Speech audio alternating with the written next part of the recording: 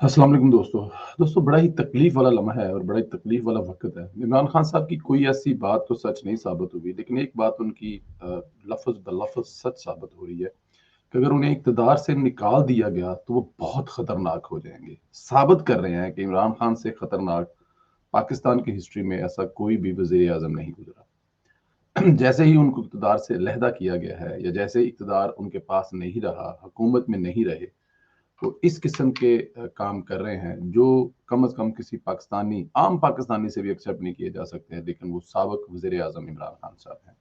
इस मुल्क की बदकिस्मती रही है एस्टेब्लिशमेंट से लेकर जिनके जिनके ऊपर इल्ज़ाम लगता है कि वो इमरान खान को लेकर आए हैं। अ, शायद ही दोबारा कोई ऐसी हरकत करने के बारे में सोचे और इमरान खान साहब जैसे इंसान को दोबारा इक़्तिदार में लाए। इमरान खान साहब ने कल इंटरव्यू देते हुए जो बातें कल की हैं, मेरे ख़्याल में उन बातों को दोहराना भी बहुत मुश्किल है। अ, आपको सुनाई भी जा सकती हैं थोड़ी बहुत क्योंकि इमरान खान एस्टेब्लिशमेंट साहब सही जो हैं फैसले वो नहीं करेंगे, ये भी तबाह होंगे। फौज सबसे पहले तबाह। मैं आपको राइटिंग में दे इमरान खान साहब का प्रॉब्लम है ये कि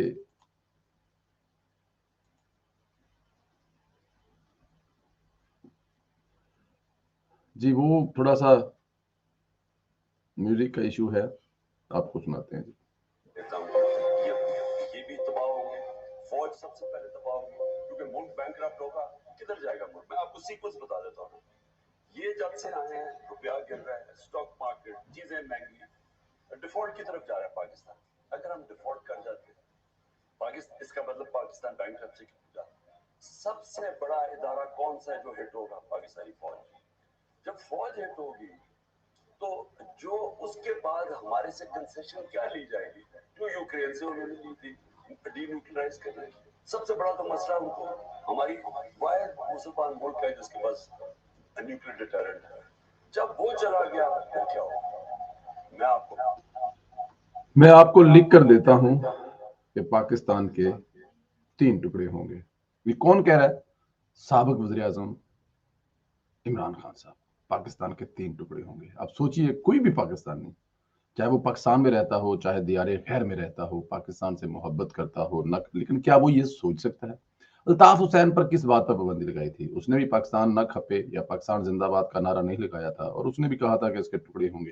पाबंदी लगी, हमेशा के लिए सियासत खत्म होगी, लेकिन इमरान खान साहब अब भी टीवी की स्क्रीनों पर नज़र आते हैं और हर वो काम करते नज़र आते हैं जिसके बारे में एक आम पाकिस्तानी सोच भी नहीं सकता। फरमाते हैं साहब कि वो लिख कर देने को तैयार हैं, पाकिस्तान के 3 टुकड़े होंगे और अगर एस्टेब्लिशमेंट ने सही फैसले ना किए तो इतना नुकसान होगा और सबसे ज़्यादा नुकसान जो होगा वो पाकिस्तानी फ़ौज का होगा। क्योंकि पाकिस्तान का सबसे ज़्यादा तगड़ा जो अदारा है वो फ़ौज है और उनका इशारा डेफ़िनेटली इस बात की तरफ है कि सबसे ज़्यादा बजट जो है वो अ, फ़ौज को जाता है और अगर ये सारा कुछ होगा, मुल्क जो है वो उसकी इकॉनमी ठीक नहीं होगी। बकौल उनके कि जब से ये हुकूमत आई है, डॉलर की रफ़्तार, डॉलर बढ़ रहा है, मईशत ख़राब हो रही है और ये सब कुछ 1 हफ़्ते में हुआ है। अभी उस इंसान से बंदा कोई पूछे, अब जो आगे एंकर बैठा है, वो एंकर भी अपने ऐसे ही बिठाते हैं जो उनकी बातें सिर्फ़ सुनते हैं और टीवी पे लाकर बिठाते हैं उनको। कि सब कुछ पिछले 2 ढाई वीक में हो गया है। उससे पहले मुल्क बिल्कुल ठीक-ठाक था। कौन पूछे इमरान खान साहब से? कौन समझाए इमरान खान साहब को? ये अगर जो सब कुछ आप बता रहे हैं वो आपका किया, आपका लगाया हुआ पौधा है इमरान खान साहब, ये किसी दूसरे का काम नहीं है। बट एनी हाउ वो कहते हैं कि अगर दुरुस्त फैसले ना किए गए, तो इमरान खान साहब की नज़र में दुरुस्त फैसला ये है कि इमरान खान साहब को इक़्तिदार में बिठा दिया जाए। इमरान खान को दोबारा वज़ीर-ए-आज़म बना दिया जाए, तो ये एक दुरुस्त फैसला होगा। अदरवाइज़ कोई भी फैसला जो भी एस्टेब्लिशमेंट करेगी जिसमें इमरान खान इक़्तिदार में नहीं होंगी, वो गलत फैसला होगा। और उसके बाद जब मुल्क जो है वो कमज़ोर होगा, इसकी मईशत तबाह होगी, अदारे तबाह होंगे और खुदा ना करे नाउज़ बिल्ला खुदा ना करे फ़ौज को सबसे ज़्यादा नुकसान होगा, फ़ौज तबाह होगी, बर्बाद होगी, तो फिर वो क्या अगला स्टेप होगा जो यूक्रेन के साथ हुआ था। और यूक्रेन के साथ क्या हुआ था कि उन्होंने उसके जितने भी एटमी उसके थे वो तलब कर दिए थे, ख़त्म कर दिए थे। इमरान खान साहब कह रहे हैं पाकिस्तान के साथ भी ऐसा ही होगा। रिटन में लिख के देने को तैयार हूँ कि पाकिस्तान के 3 टुकड़े होंगे। पाकिस्तान को क्या दूसरा मुजीबुर रहमान मिल गया है जो मुल्क के टुकड़े करने पे के दर पे है। लड़ाई झगड़े मसले मसाइल होते रहते हैं, लेकिन क्या आप इस लेवल तक जा सकते हैं कि आप अपने ही मुल्क के 3 टुकड़े करने पर है? मुझे इमरान खान साहब ये इंटरव्यू देते हुए पाकिस्तान के साबिक वज़ीर-ए-आज़म नहीं लगे, बल्कि मुझे उन ताकतों के एजेंट लगे हैं, जो ताकतें नहीं चाहती कि पाकिस्तान आगे जाए। और वो साबित भी किया उन्होंने अपने जो 3 साढ़े 3 साल का अरसा था, उन्होंने उसमें मुल्क को इतना कमज़ोर किया, हर फील्ड पे, हर जगह पे। पाकिस्तानी फ़ौज पहली दफ़ा इतनी मुतनाज़िया इमरान खान साहब के बयानात इमरान खान की वजह से बनी है। फौज पर ये इल्ज़ाम लगता है कि उन्होंने इमरान खान को लेके आए और फिर इमरान खान की अंधाधुंध बैक पे खड़े रहे हैं और उस वजह से फौज का मोराल भी बहुत डाउन हुआ, क्योंकि लोग अब सोचते ये है कि जो मुल्क में महंगाई है, जो मुल्क में डॉलर, जो मुल्क में हर चीज़ के उल्टे-पुल्टे काम है, उसके पीछे इमरान खान और इमरान खान के पीछे फौज का हाथ है। और वो कह रहे हैं कि फौज कमज़ोर होगी अगर उन्हें दोबारा सपोर्ट नहीं करेगी। तो ये है इमरान खान साहब के इंटरव्यू का लबे-लुबाब। बिल्कुल वो किसी भी तरह से साबिक वज़ीर-ए-आज़म नहीं लग रहे थे, बल्कि किसी दूसरे उस एजेंडे के वज़ीर-ए-आज़म लग रहे थे, स्पोकमैन लग रहे थे, एजेंट लग रहे थे, जो इस मुल्क को आगे चलता हुआ नहीं देखते थे।